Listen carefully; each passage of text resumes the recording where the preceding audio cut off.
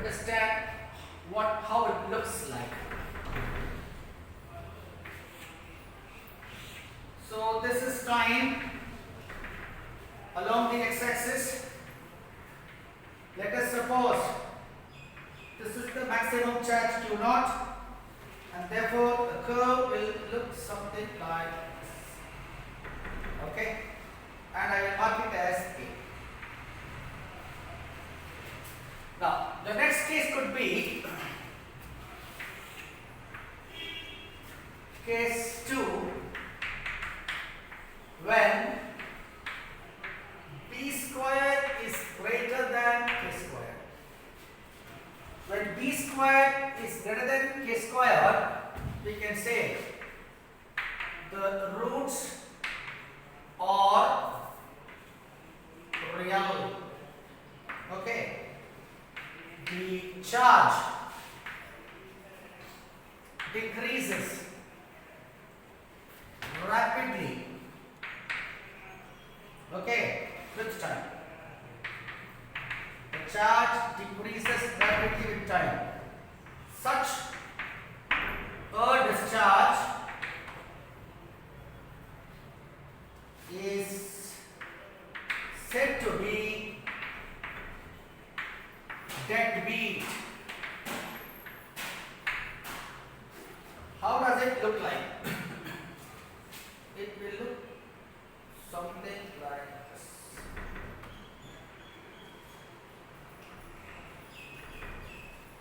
This is B for me. Okay, sir. Now we need to go into the third case where B squared is less than K squared. I will rub this part so that we need to require this equation for a moment. Therefore, I will rub this off. Okay.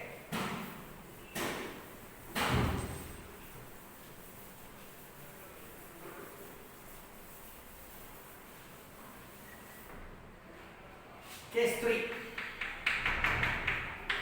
When B squared is less than K squared. It means R squared by 4L squared should be less than 1 by L. That's what it means. When R squared upon 4L squared is less than 1 upon LC, then I can say the quantity under root of B squared minus K squared is imaginary. Therefore, I am going to write, I am going to represent it as J omega, where J is equal to under root of -1 and omega is under root of K squared minus B squared.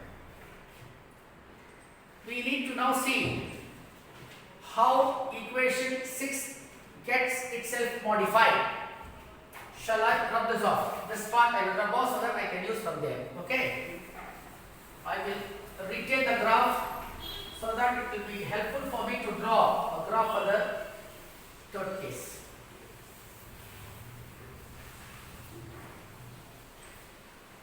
So equation 6 will now take a form.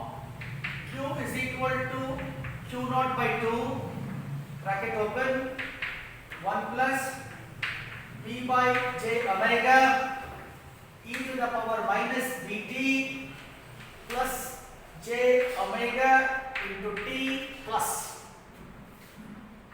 1 minus B by J omega into e to the power minus b minus J omega into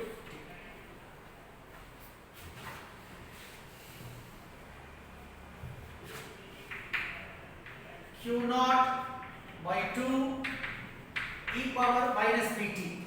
This common, I am taking it out. I am left with 1 plus b by J omega e power J omega t plus 1 minus b by J omega e power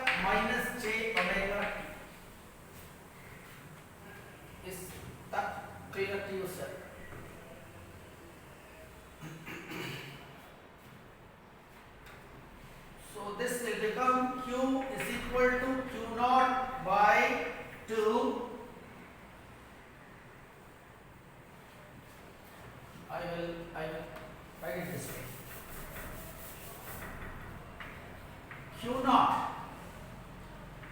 e power minus bt into, multiply with this, e power j omega t plus e power minus j omega t. This 2 I am taking inside by 2. So I will put this in a bracket. Okay. So what is left now is plus b by omega e power j omega t minus e power minus j omega t by 2j.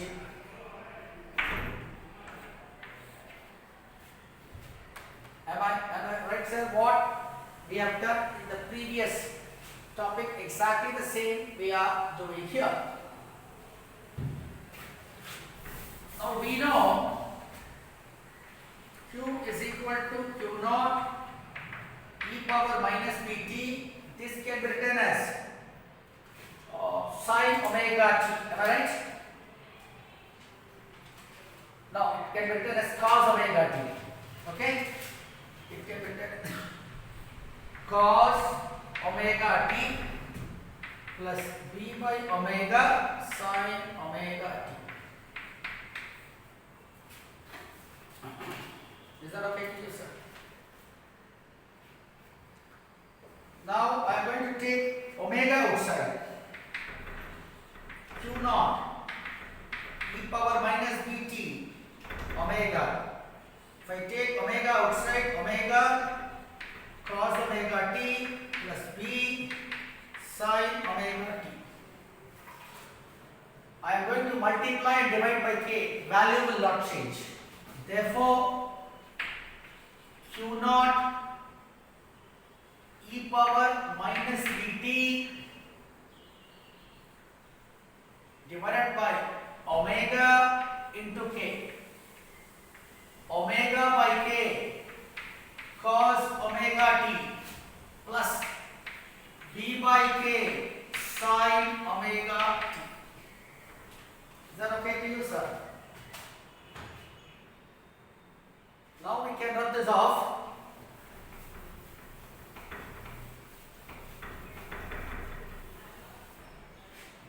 And say, put omega by k is equal to sine theta. B by k is equal to cos theta. Am I right, sir? Am I right, sir? Therefore, the equation becomes Q is equal to Q naught e power minus bt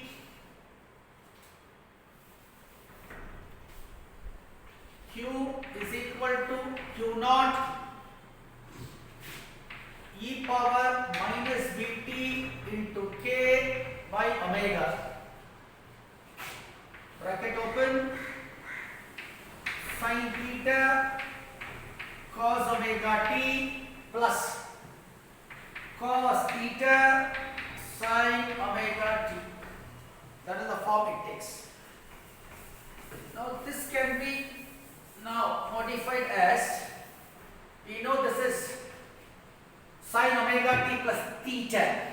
Therefore, Q is equal to Q naught e power minus bt divided by omega into k into sine of omega t plus theta. In the place of b, you can as well substitute 2b is equal to r by 2l. Okay. Is that right? Yes. Therefore, this becomes Q is equal equal to Q naught e to the power minus R by 4 L T divided by omega K. In the place of K squared is 1 by LC, therefore K will be 1 upon root LC. Okay? 1 upon root LC into sine omega T plus T. This expression has a sign. Therefore, the discharge in the third case where P squared is less than K squared has to be necessarily oscillatory. Therefore, if I want to represent it graphically, the charge will discharge, oscillate above and below 0 and finally settle down at 0. So if I mark this as C, okay,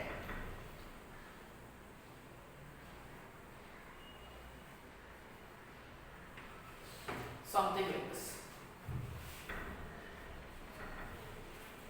So graph C represents oscillatory discharge. Therefore, we have to now state a condition as to when will the discharge through a capacitor will be oscillatory. Then we can say, if I can rub this part off, I will say condition for the discharge to be oscillatory is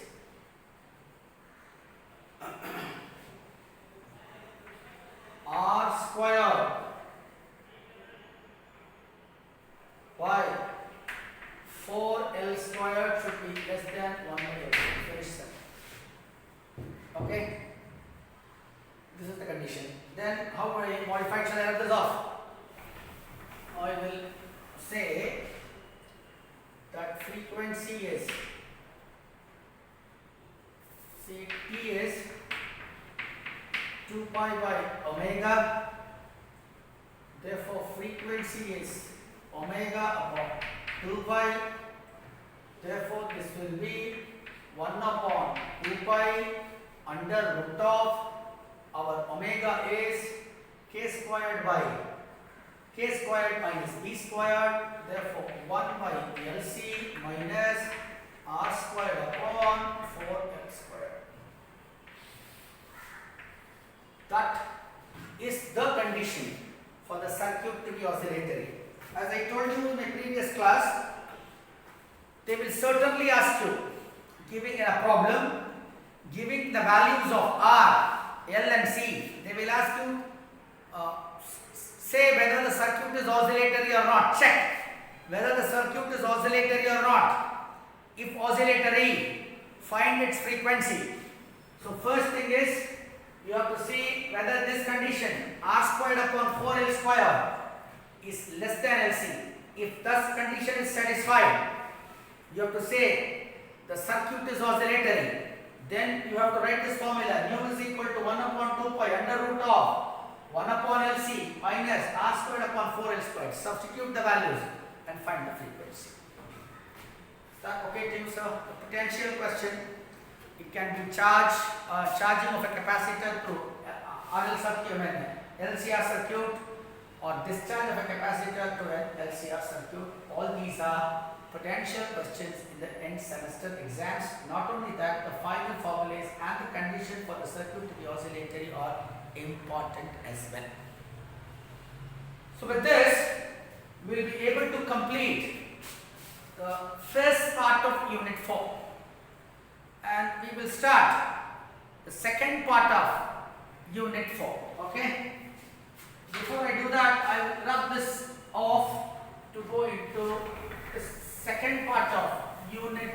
that is unit 4, that is alternating current and its related circuits.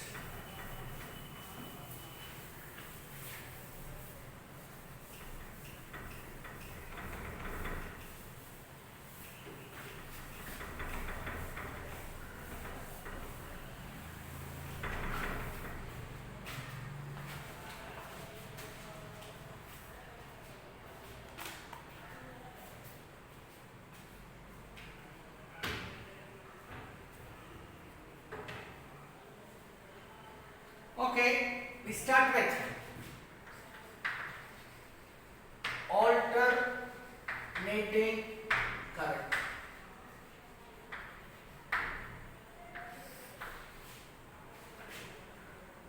How can we define this? An alternating current is one whose magnitude changes continuously, direction periodically. Such a current, I call it as an alternating current. I don't know how many of you have understood that. Let me try to explain that graphically. Okay, I will try to explain that graphically. If I take this as current, and here along the x-axis time,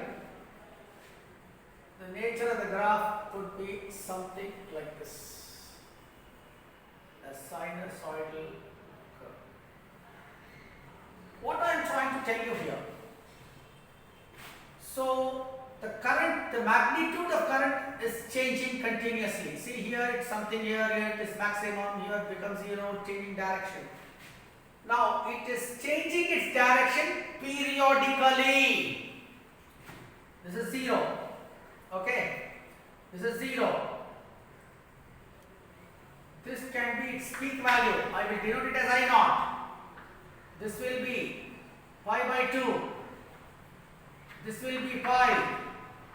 This will be 3 pi by 2. That will be 2 pi. So what I mean by saying it is changing its direction periodically is at pi it is reversing its direction, and again it reverses its direction at 2 pi and not in between.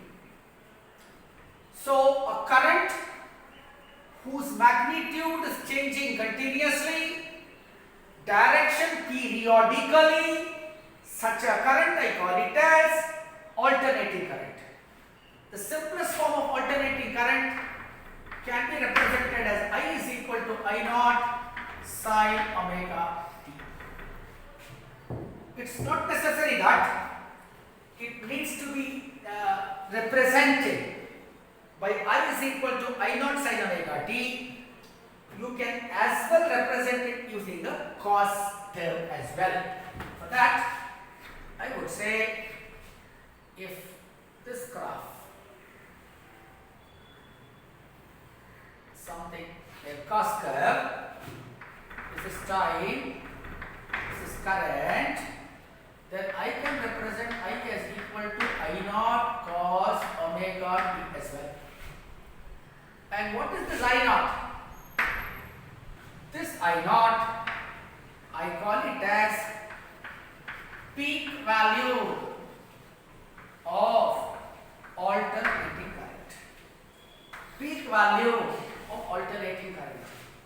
Exactly in a similar fashion, we can as well represent alternating EMF as E is equal to E naught sin omega t, or E is equal to E naught cos omega t, where E naught will be the peak value of alternating EMF. Now, here I would like to talk about mean